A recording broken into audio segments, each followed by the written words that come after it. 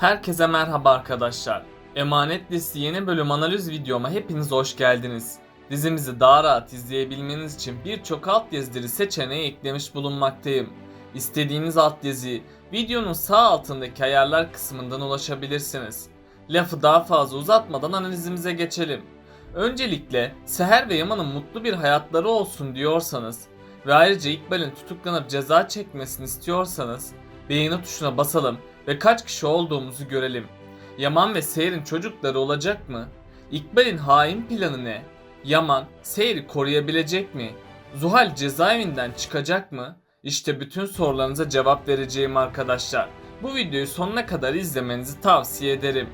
Emanet dizisinin yeni bölümünde Seher ve Yaman'ın sahte evliliklerinin gerçeğe dönüşmesiyle hepimizi güzel sahneler bekleyecek. Bundan sonra bolca Seher ve Yaman aşkını ekranlarda göreceğiz. Hatta Yaman yakında bir bebeklerinin olmasını Seher'den isteyecek. Seher ilk başta utansa da sonradan Yaman'ın bu isteğini kabul edecek. Yaman da yakında baba olacağı için çok mutlu olacak. Böylece sonunda Seher ve Yaman arasında yakınlaşma gerçekleşecek. Seher ve Yaman'ın yakınlaşmasıyla çok büyük bir mucize gerçekleşecek. Ve yakında Seher hamile olduğunu öğrenecek. Seher hamile olduğu haberini Yaman'a verecek. Yaman ise baba olacağı için çok sevinecek. Hatta bu haber sayesinde Yaman geçmişin acı dolu günlerini unutacak. Ayrıca Zuhal'in durumu gün geçtikçe kötüleşecek. Çünkü Zuhal cezaevindeki koşullara dayanamaz hale gelecek. Hatta Zuhal akli dengesini iyice kaybedecek. İkbal planlar hazırlayıp Zuhal'i cezaevinden çıkaracak. İlk başlarda bu hiç kolay olmayacak. Ama sonradan Zuhal'in rahatsızlığı işe yarayacak.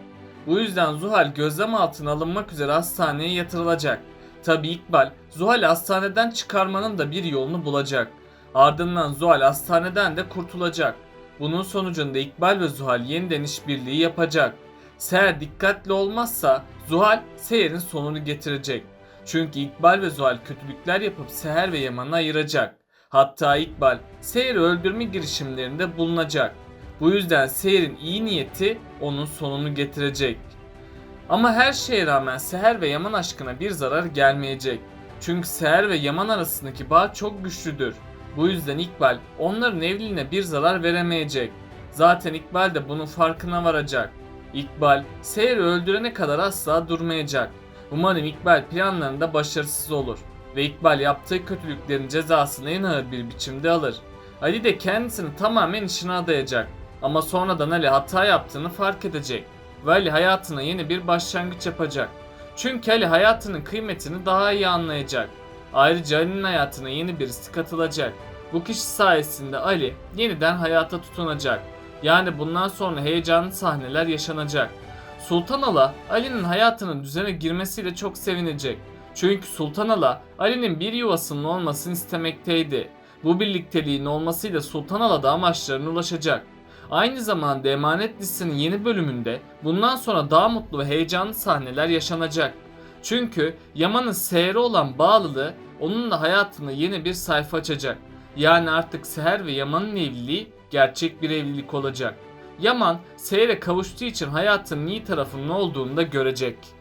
Çünkü şimdiye kadar Yaman hiçbir kadına güvenmemekteydi. Seher sayesinde Yaman güvensizlik sorununu yenecek. Ve Yaman Seher sayesinde geçmişin acı günlerini unutacak.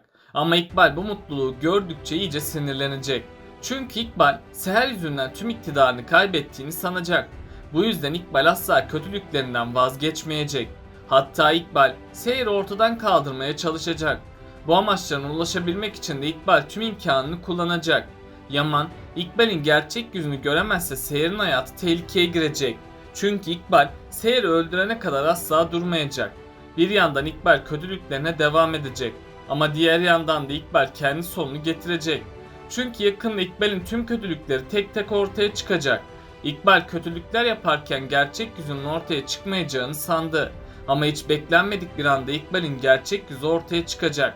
Bir ihtimale göre Bahçıvan ve Ziya tüm gerçekleri ortaya çıkaracak. Diğer ihtimale göre de mafya İkbal'in ses kaydını ortaya çıkaracak. Gerçeklerin ortaya çıkmasıyla İkbal sona doğru yaklaşacak. Çünkü Yaman gerçekleri öğrendiği gibi İkbal'e cezasını verecek. Yaman, İkbal'i en ağır bir şekilde cezalandırmak isteyecek. Tabi Seher yine buna engel olacak. Ama Yaman yıllardır kendisine ihanet eden birisini affetmeyecektir. Bu yüzden İkbal'in sonu acı bir şekilde gelecek. İkbal'in sonunun gelmesiyle Zuhal de bundan payını alacak.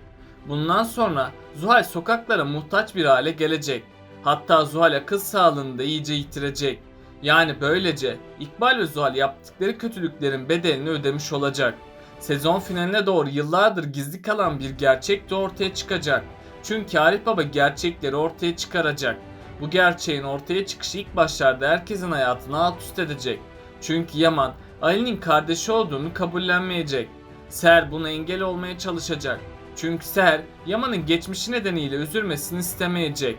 Bu sebeple Seher Yaman'a ciddi desteklerde bulunacak. Tabi sonradan Seher'in destekleri işe yarayacak. Yaman geçmişinin üstesinden gelecek. Hatta Yaman geçmişiyle barışıp Ali'yi kardeşi olarak benimseyecek. Böylece sonunda iki kardeş de kavuşacak. En son Yaman Seher'e evlenme teklifinde bulundu. Yaman bu teklifi yaparak büyük bir adım atmış oldu. Çünkü Yaman bu sayede sahte olan evliliğini gerçeğe dönüştürdü. Tabi Seher de Yaman'ın bu teklifi karşısında çok sevinecek. Ve Seher Yaman'ın teklifini içten bir şekilde kabul edecek. Çünkü Seher de Yaman'ı canından çok sevmektedir. Bu yüzden Seher ve Yaman için mutlu günler geliyor. Bundan sonra Seher ve Yaman arasında güçlü bir bağ oluşacak. Bu bağ sayesinde Seher ve Yaman aşkına bir zarar gelmeyecek. Ayrıca bu yakınlaşmayla bir sürpriz daha gerçekleşecek. Çünkü Seher yakında hamile kalacak. Ve tüm aile bu haberle bayram sevinci yaşayacak. Özellikle de Yaman baba olacağı için çok mutlu olacak. Ama diğer yandan da Yaman babasını ve geçmişini hatırlayacak. Çünkü Yaman babasına çok bağlıydı. Babasının intihar etmesi Yaman üzerinde etki bıraktı. Bu yüzden Yaman bir süre kadar bu acıyı unutamayacak. Hatta Yaman da baba olma korkusu da yaşanacak. Çünkü Yaman evladına iyi bir baba olmayacağını sanıp korkacak. Ama Seher'in desteği sayesinde Yaman bu korkularını yenecek. Seher, Yaman'ın bu korku ve üzüntüyü atlatmasını sağlayacak. Yaman da bu destek sayesinde tüm sorunlarını unutacak. Yani Yaman baba olma sevincini sonunda yaşayacak. Ama diğer yandan da İkbal bu mutluluğu kıskanacak. Ve İkbal hırslarına yenik düşüp daha kötü planlar hazırlayacak. Çünkü İkbal Seher yüzünden tüm iktidarını kaybettiğini sanacak. Bu yüzden İkbal tüm kötülüklerine devam edecek. Ve İkbal Seher'i öldürene kadar asla durmayacak. Yaman ve Seher de İkbal'e koşulsuz olarak güveniyor. Bu yüzden Yaman ve Seher bu kötülüklere karşı savunmasız kalacak. Özellikle de Seher'in hayatı ciddi anlamda tehlikede olacak. Yaman İkbal'in kötülüklerini göremezse Seher tehlikede olacak. Her şeye rağmen şimdilik Seher'in ölmeyeceği rahatlıkla söylenebilir. Zuhal de gün geçtikçe sona doğru yaklaşacak. Çünkü Zuhal cezaevindeki koşullara daha fazla dayanamayacak. Ve Zuhal akli dengesini iyice yitirecek. Ayrıca Zuhal bu yaşadıklarını kaldıramayacak. Zuhal sonunda hastanede gözlem altına alınacak. Ama Zuhal hastaneye geçerse Seher'in hayatı tehlikeye girecek. Çünkü Zuhal bu yaşadıklarından Seher'i sorumlu görecek. Zuhal de Seher hakkında kötü planlar hazırlayacak. Bu yüzden bir yandan aşk dolu sahneler yaşanacak, diğer yandan da kötülüklerin olduğu bölümler olacak. Peki sizce Yaman ile Seher balayına gidecek mi? Aşağıda yorumlarınızı bekliyor olacağım. Böylelikle bu bölümümüzün de sonuna gelmiş bulunmaktayız arkadaşlar. Beni desteklemek için yorum atmayı, videomu beğenmeyi ve kanalıma abone olmayı unutmayın arkadaşlar. Kendinize çok iyi bakın, hoşça kalın.